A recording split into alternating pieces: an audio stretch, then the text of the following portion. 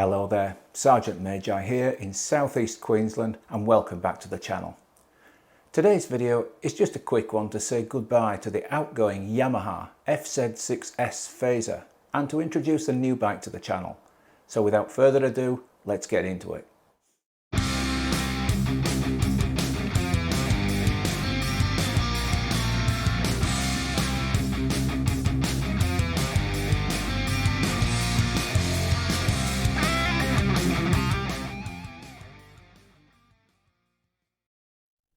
With the FZ6-S now traded and gone, I'm fortunate to be left with the capable and versatile Suzuki DL250 V-Strom. I've been looking for a second bike now for some time, but I'm pleased to tell you that I've found one. During my search, I wasn't sure exactly what bike I was looking for and didn't want to end up with two similar bikes in the garage. The outgoing phaser was a sports bike, so I was looking for a mid to large size capacity replacement bike. One thing of beauty that is not in dispute is the picturesque southeast of Queensland with its subtropical climate and magnificent scenery. Just beautiful. Allow me just a moment of indulgence, if you will.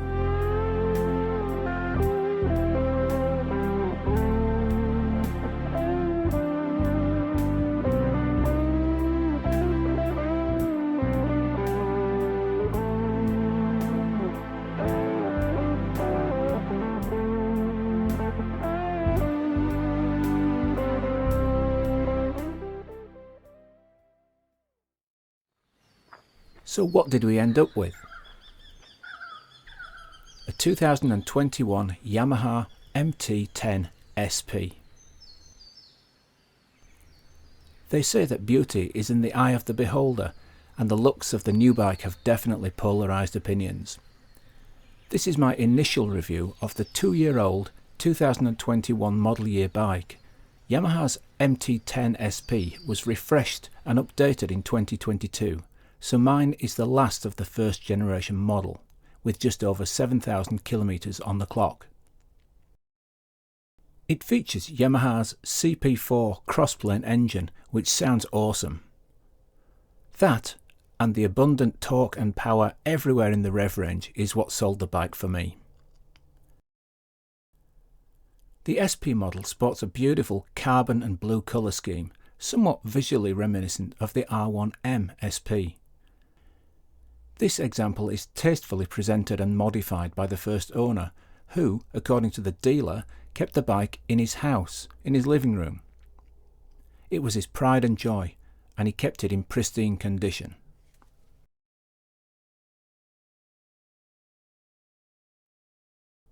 The modifications undertaken by the first owner include a much needed tail tidy, as most bikes do.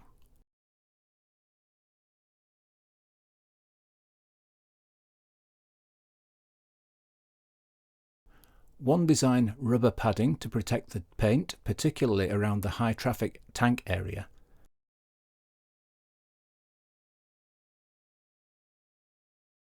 More robust metal aftermarket radiator and oil cooler guards have been installed to better protect against stone chips in these vulnerable areas. The rear tyre has recently been replaced with the Pirelli Angel GT2, a move away from the standard Bridgestone rubber.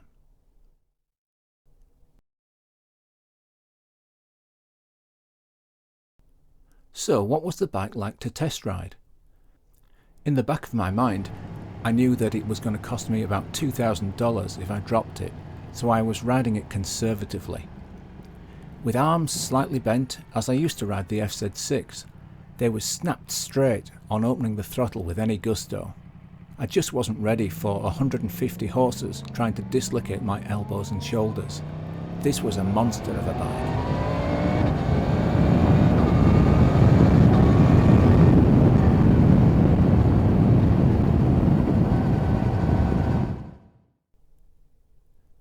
Back in the showroom, Mrs. Magi turned to me saying, "This bike is going to sell quickly."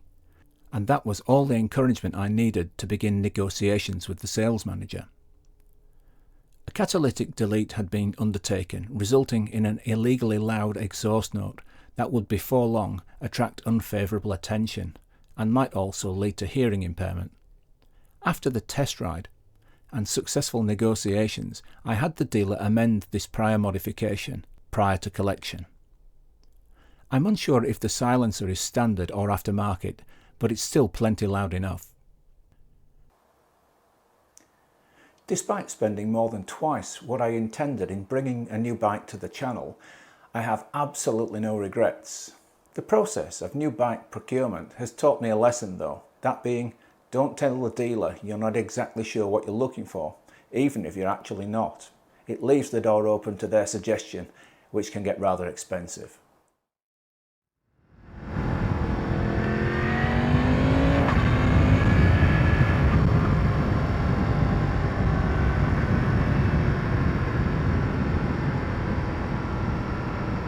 There is of course a standard MT10 model, which was first available in 2016. The SP, or Sports Production model, was released in 2017. This features the R1M's Öhlins electric racing suspension, its full colour TFT dash instead of the monochrome LCD of the standard model, and the same silver blue carbon colour scheme as the R1M. With words such as hooligan and beast regularly used in conjunction with this bike, the MT10-SP is not a bike for the faint-hearted. Inevitably, some discipline will be required whilst I'm out and about on this machine. And I'll have to prominently remember my near miss with the 2006 R1 that I alluded to in my last video, if I want to hang on to my currently clean licence. It's possible to exceed Queensland's highway speed limit on this bike, even in first gear.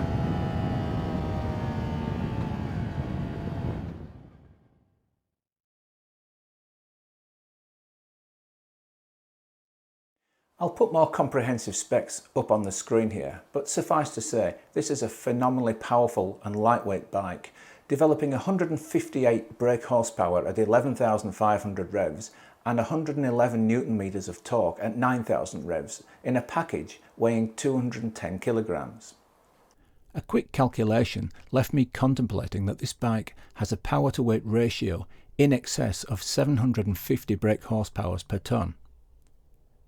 In more capable hands than mine, this bike can get to 100 kilometers per hour in just over 3 seconds and 0 to 100 miles an hour in 5.5 seconds. It has a standing quarter mile time of 10.5 seconds and a top speed in excess of 250 kilometers per hour.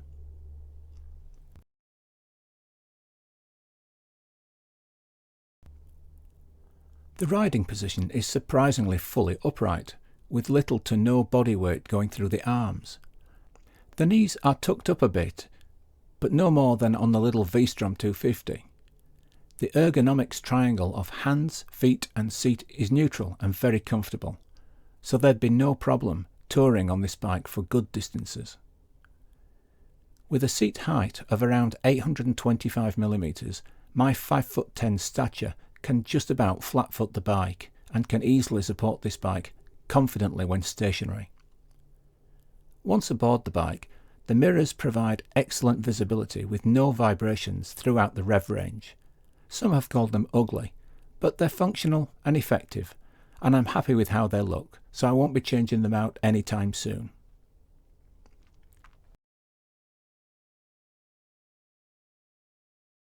The bike's controls and switchgear have a durable and positive feel, and the extra wheels and switches controlling the menus are reasonably intuitive and easy to use. These extra features haven't encroached too much on the traditional layout of the switchgear. On the left side, there's a 12-volt socket complete with protective rubber boot to prevent water ingress. I'm not sure of its maximum current rating in amps yet.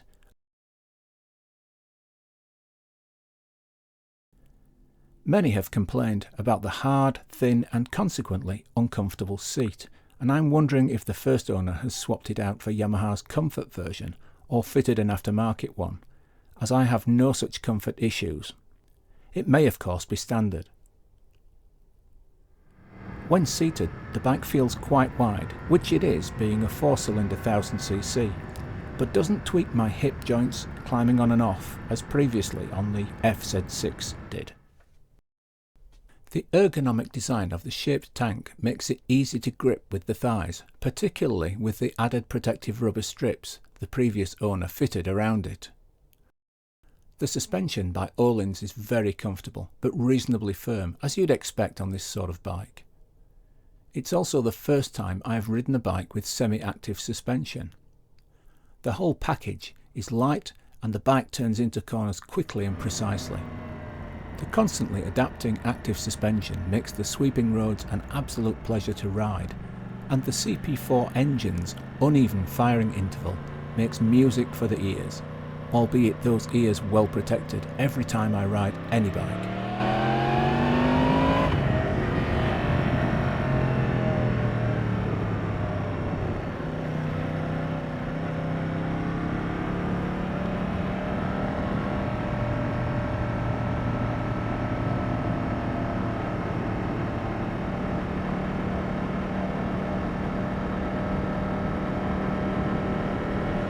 The bike feels planted, and I'm confident to take this bike through the corners faster than any other bike I've owned. It's not that my other bikes had bad suspension, but in contrast, the Öhlins feels far superior. We'll talk a bit more about its adjustability later. The bike features a quick shifter for upshifts only, and this is a little clunky from first to second gear, unless you're well up the rev range. However, this works seamlessly in the higher gears where the ratios become closer. The clutch is nice and light, and I tend to manually shift the bike unless I'm riding it more spiritedly.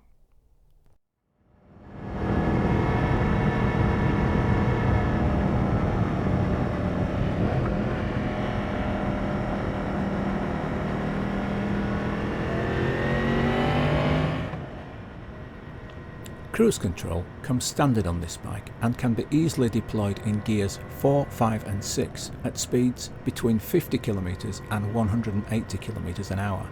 But why you would want to set it much above 120 km I don't really know. It's a useful feature to have when touring or covering long distances at highway speeds, protecting the rider from fatigue to a degree. The MT10's gear ratios are apparently the same as the current R1s, according to online sources, but seem shorter to me than I remember on my old 2006 R1, though this was many years ago now, and things may well have changed since then.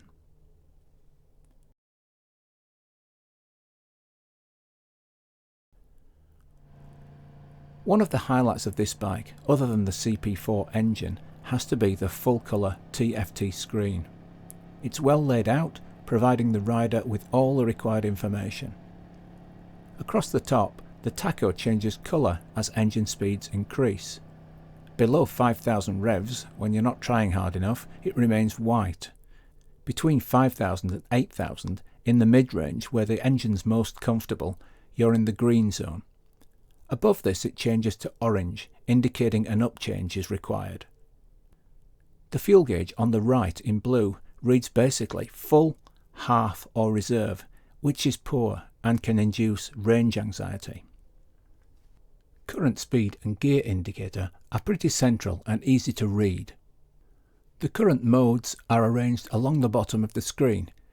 Using the scrolling wheel on the right handlebar enables the rider to go through the ambient temperature and coolant temperature, fuel economy and the trip meters.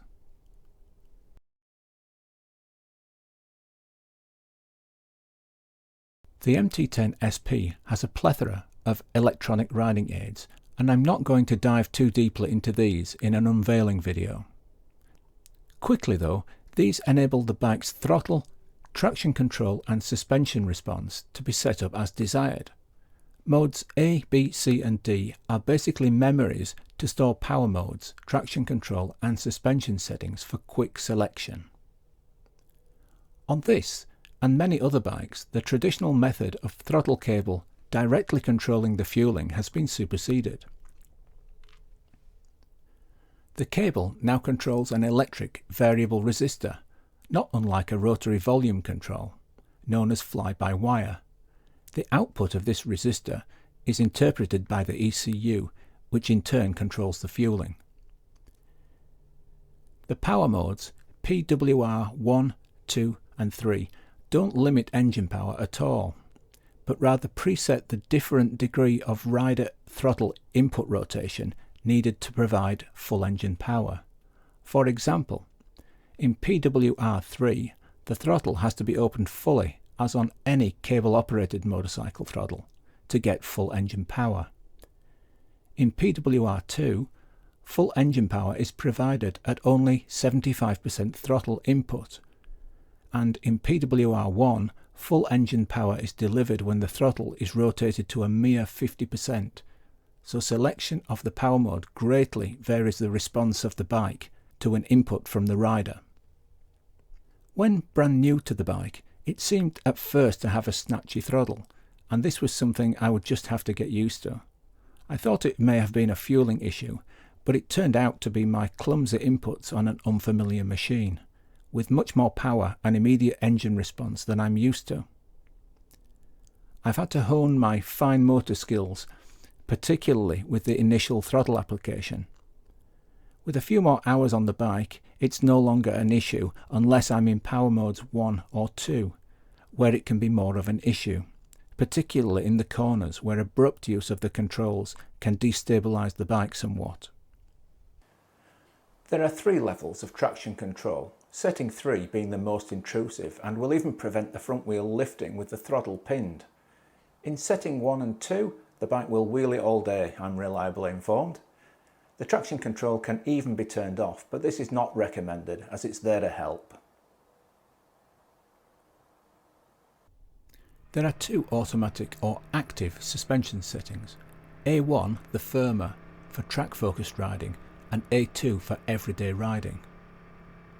There are 3 additional manual memories, M1 to M3, and you can deep dive into these menus and set them up as desired for your individual weight and preference. This should be ideally left to a suspension specialist.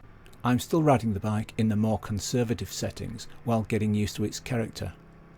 Despite this, however, I've not come across any vehicle as yet that's a match for its performance.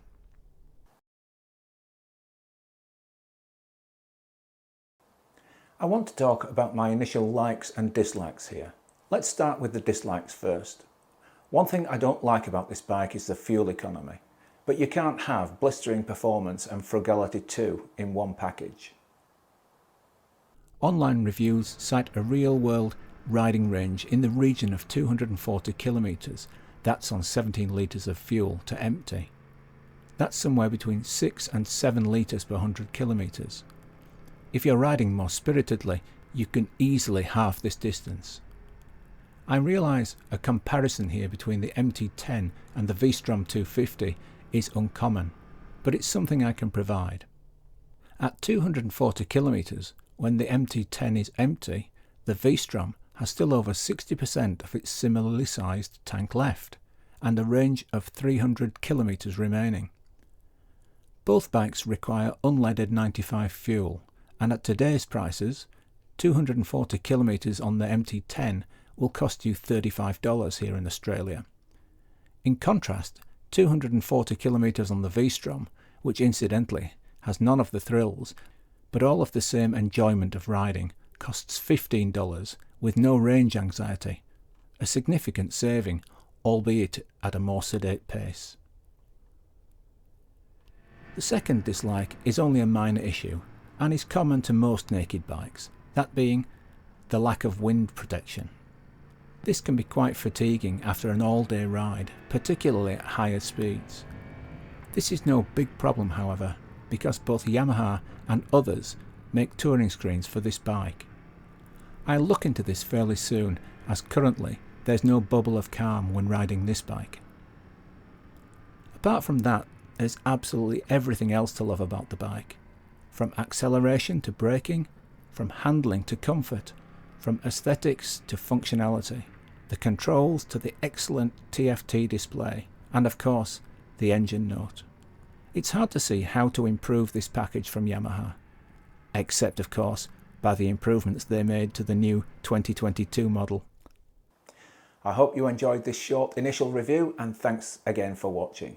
I'll be back later with a longer term review once I've put a few more Ks on the bike. Until then, safe riding friends, and see you in the next one. See you now.